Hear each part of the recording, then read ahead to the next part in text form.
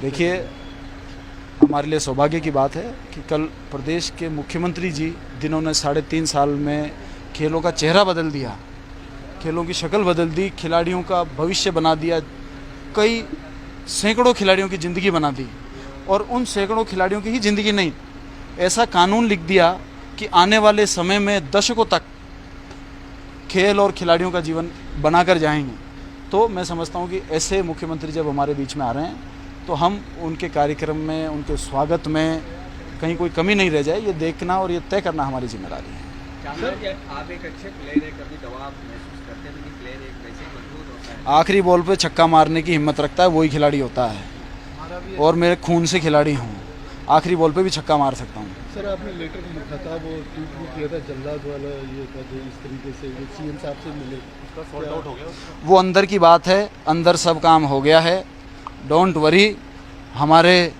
मेरे विशेषकर मुख्यमंत्री जी अभिभावक हैं, तो कोई चिंता आपको करने की ज़रूरत नहीं है, वो कर लेंगे। इस तरीके से क्यों लिखा आपने? कोई कारण तो होगा ना? कारण तो होते ही हैं, लेकिन हर कारण आपको बताने के लिए थोड़ी है। सीएम साहब ने कहा कि जनता पूछ रहे थे, टेंशन में बयान दिया, जबकि हाँ, तो अगर उन्होंने ऐसा कहा तो उससे पहले तो हम मिले नहीं थे ना, वो तो माननीय मुख्यमंत्री जी का आकलन था। ये उनका मेरे ऊपर विश्वास है कि ये कोई ना कोई दबाव, कोई ना कोई बात तो हुई होगी कि इसने ऐसा कहा है, लेकिन जो कहानियां पत्रकार बना रहे हैं उनमें कोई सत्यता नहीं है। उनका कहना ये था काउंसिल और निगम के सर्विस रूल में पावर खत्म करना चाहिए, क्योंकि कई ऐसे विभाग है जिसमें काउंसिल निगम मिनिस्टर के पास पावर नहीं है, एक ये भी प्रॉब्लम है। नहीं, ये मेरा काम नहीं है इसमें पढ़ना, और ये नियम मैंने बनाए भी नहीं है कि मैं ख़त्म करूं। और मैं हमेशा कोई 40 साल तो यहाँ पर रहने वाला नहीं हूँ कि जो मैं इसको ख़त्म करूँगा और फिर आगे कुछ होगा। जितने दिन जितनी जिम्मेदारी मिली है वो ईमानदारी के साथ में और मजबूती के साथ में उस जिम्मेदारी को निभाना चाहिए, मेरा ये मानना है। तो जितना काम मुझे मिला है उसको पूरी मजबूती के साथ में चमका के जाएंगे, जिस दिन भी जाएंगे। तो कौन से नियम बदलने चाहिए, क्या नहीं चाहिए, वो मेरा काम नहीं, उसके ऊपर मैं कमेंट ही नहीं करना चाहता। सर, खेलों को लेकर दबाव में, तनाव में हो गया आप उस लेकर, दबाव में, तनाव में, इस तरीके का, क्योंकि जो ग्रामीण ओलंपिक आप करवाने जा रहे हो, देखिए, मुख्यमंत्री जी का दौरा है, तनाव में रहने में ही फ़ायदा रहता है। जब आदमी तनाव में रहता है तो तैयारी मजबूती करता है, हल्का काम नहीं करता। ज़्यादा ओवर कॉन्फिडेंस जो आदमी होता है गलती वही करता है। जो आदमी दबाव और तनाव में रहता है वो कभी गलती नहीं करता है। सर, इतने बड़े आयोजन से पहले काउंसिल सेक्रेटरी छुट्टी पे चले गए। ये इतना बड़ा आयोजन ही नहीं है, ये तो 3000 लोगों का आयोजन है, शानदार हो जाएगा, आप चिंता मत करिए।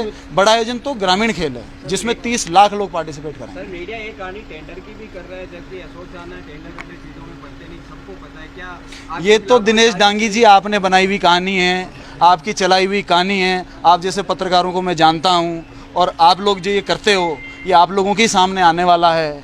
आपकी इस तरह की कहानियों से ना अशोक चांदा डरने वाला है, ना कभी डरेगा। जिस तरीके जो मेरा स्टाइल है काम करने का, मैं उसी तरीके से करूँगा। और जो आदमी अंधेरे के अंदर मेरा इलाज करने की कोशिश करते हैं उनका इलाज बड़ी दोपहरी में करूँगा।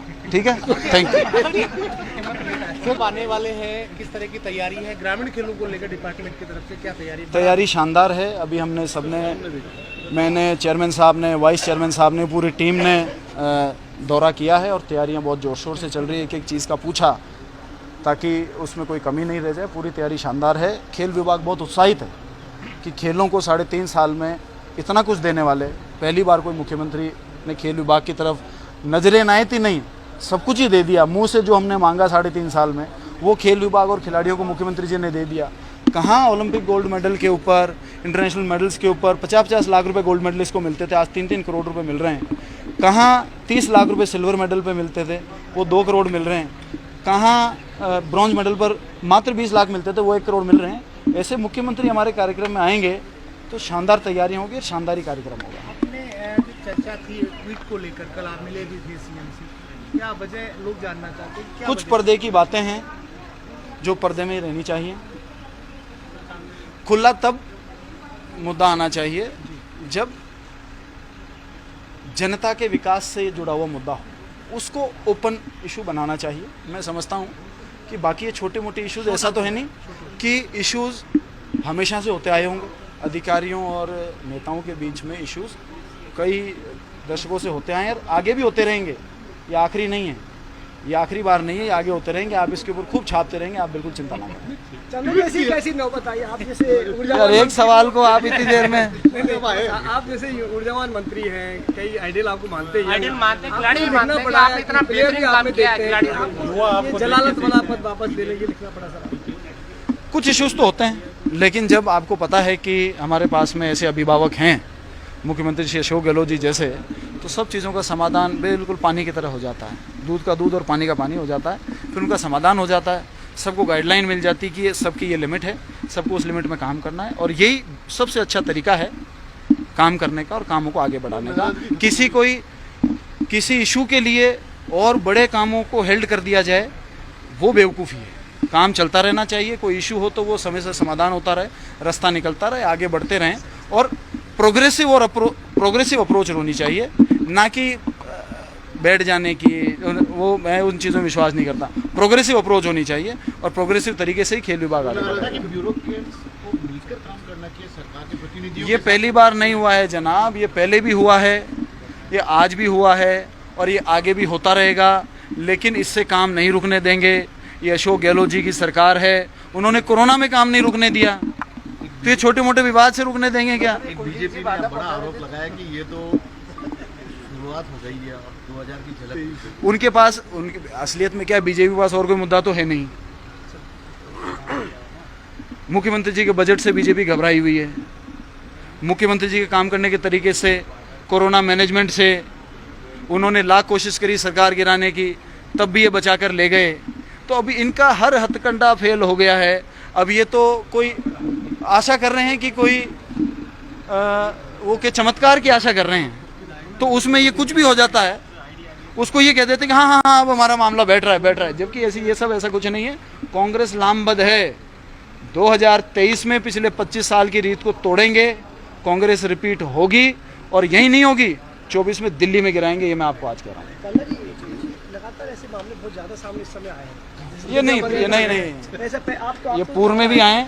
आजकल आप लोग इन बहुत ज्यादा लगातार विधायक आजकल क्या है कि आप पत्रकार साथी जनता के मुद्दों से ज़्यादा गॉसिप के मुद्दों पर आप लोगों ने ज़्यादा अपना फोकस कर लिया है, क्योंकि आपको अपना माल बेचना है।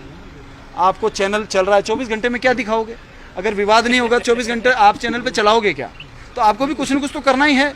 अब ठीक है, लोग भी पहले टीवी इतना नहीं देखते थे, सबको काम होता था, अभी बेरोजगारी देश में बढ़ रही है, लोग टीवी पर और इंटरनेट पर ऑनलाइन पर ज़्यादा हैं, और इंटरनेट की कनेक्टिविटी भी बढ़ गई है, पहले इतनी कनेक्टिविटी भी नहीं थी। आपकी व्यूअरशिप भी बढ़ गई है क्योंकि कनेक्टिविटी बढ़ गई है, घर घर में टीवी हो गई। 20 साल पहले तो केवल बहुत बड़े लोगों के घरों में टीवी होता था, आप सब लोगों को पता है। तो अब उस कंपटीशन में आप लोग चल रहे हो, कोई क्या कर रहा है, कोई एक नैरेटिव पे चल रहा है, कोई एक नेता के पीछे चल रहा है, कोई एक पार्टी के पीछे चल रहा है। कुछ लोग हैं जो सच्ची जर्नलिज्म का काम कर रहे हैं, ऐसी बात नहीं है, और उन्हीं जर्नलिस्ट के भरोसे ही अभी तक ये पिलर लोकतंत्र का खड़ा है। तो आपकी नाराजगी खत्म हो गई सर, जो लेटर लिखा था उसको लेकर? देखिए, नाराजगी हो रह जाएगी तो भी क्या कर लेंगे भाई साहब, काम तो पब्लिक का ही करना है। उसी बात के लोगों ने वोट दिए हैं, वो काम तो करते रहना पड़ेगा।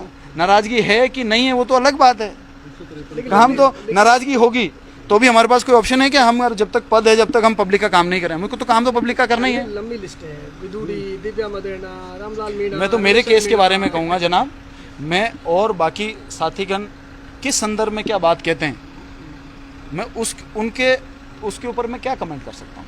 कल सीएम से आपकी हेल्दी मुलाकात रही, सारे इशू सॉर्ट आउट हो गए?